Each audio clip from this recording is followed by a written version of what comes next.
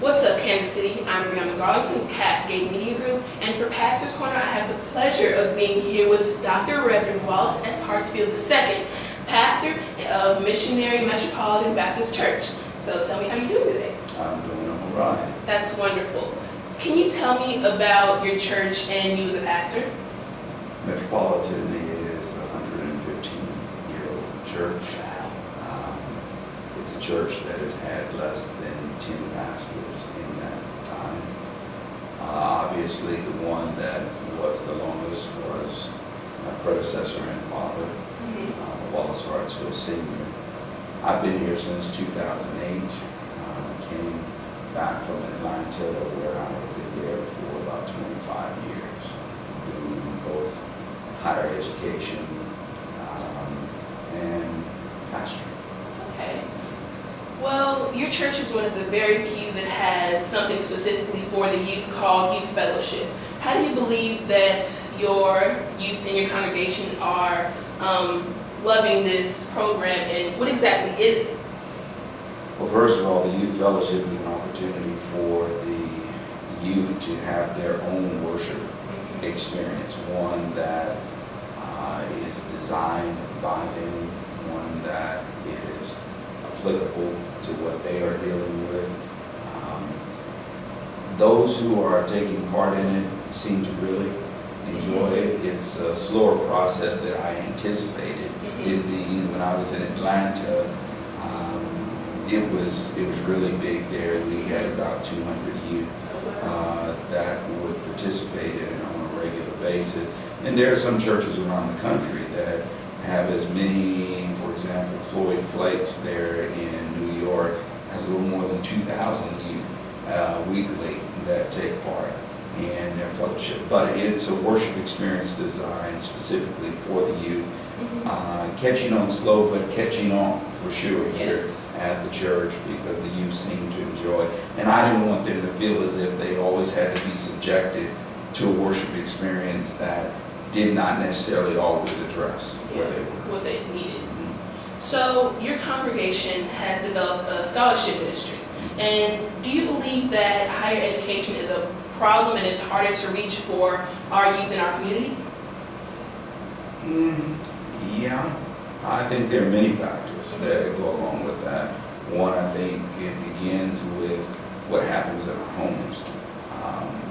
If this is not really pushed at the level of parents or guardians, if there's not an expectation in the home that youth are going to go further beyond high school, then most likely they will not. I think the other side of it is, or not the other side, another factor is public education.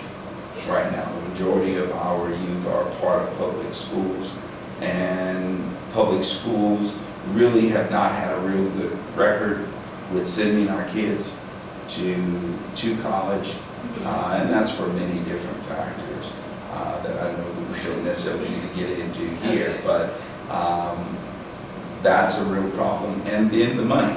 Yes. I mean, education is one of the most expensive things right now. If you're talking about truly putting one through school, that's easily, at just regular college, $70,000, $80,000. Something that most of our families are unable to do. All right, so then that means that students have to get involved with scholarship opportunities, grant opportunities, and that's where the church tries to help out. We just try to provide some help as a way of an incentive for the youth to consider, saying that there are some people here that support you in this endeavor. Well, in the 21st century, everything is about technology. We have phones, iPads, cell phones, computers, laptops. Well, do you believe that this dependency can be traced back to our youth having worldly desires? No more than anything else. I think sometimes technology gets a bad rap. There's no doubt that technology can expose our youth to things that will be unhealthy. Absolutely. And unfortunately, we have seen too many cases in which that has happened, especially through social media and how this virtual reality, because someone doesn't necessarily see you or whatever, the kinds of things that you're willing now to say and do would be things that you wouldn't do in a regular setting. But having said that, I think technology is a powerful way for youth to really be informed about their faith, participate in their faith. It just it opens a door or doors that we just have not had beforehand. So I think the real challenge will be is whether or not we can have churches that can help our youth effectively make use of technology, which means the church needs to sink a lot of resources into this to develop some alternatives for youth when they take part. Well, with Cascade, we like to reach out to not only our adults but our youth, obviously, with this interview. So what would you say to a young teenager that wants to get their life back on track with Christ? Well, I think the first thing is just to really care about your life, and some of the basic questions are like, where did I come from, who am I, where am I going? But that middle question is the most important. I think that youth, like all of us, need to constantly ask the question, who am I? And if a young person cannot truly say who they are, and especially who they are in relationship to God, then I think that it's time for that young person to really seriously consider making a decision. Now, what goes into a decision, it's more than just saying, I believe in God, and I believe that God was working through Christ on our behalf. I mean, it's more than that. That's where it can begin. But after conversion comes discipleship. You got to learn, just like any relationship, you got to develop any relationship, with your friends and so forth, especially with your real tight friends. That didn't happen overnight. That's happened through some time, with some intentionality on your part. It's no different with our relationship with God. You can't just establish a relationship, but you got to maintain it, you got to develop it. Like any other relationship. So I would challenge you to first get serious about who they are, and then seriously consider relationship with God, which means not just relationship with God out here, but right relationship with my brother and sister. I can't be in relationship with God without being in relationship with you. All right. So to get right with God is to really get right with my brother and sister.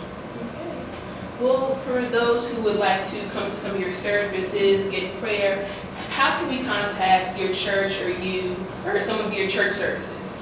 Okay. Well, first of all, let me just give a contact number. You have area code 816-923-3689. And our website is metrombc.com. All right, metrombc.com. Our services here, we have a 7 a.m. service on Sunday. We have a 9:30 a.m. service. During that 9:30 a.m. service, that's when the youth worship runs parallel with that service. Also on Wednesday evenings for children and youth, beginning at 6 o'clock, going through 8 o'clock, there's an extension of the youth fellowship where, yes, there's a Bible lesson, but this is more kind of recreational engagement types of pieces that we have on Wednesdays. All right. Okay. Well, I would like to thank you, Pastor Wallace, for doing this interview. Thank you. I would also like to thank the viewers for watching. You can check out more videos at whatsupkansascity.net or cascadesports.tv. I'm Brionna Garlington with Cascade Media Group, and don't just like it, share it. CMG wants you to always remember, the victory we call success goes to the best prepared. When you invest in your community, you are really just investing in yourself. Thanks.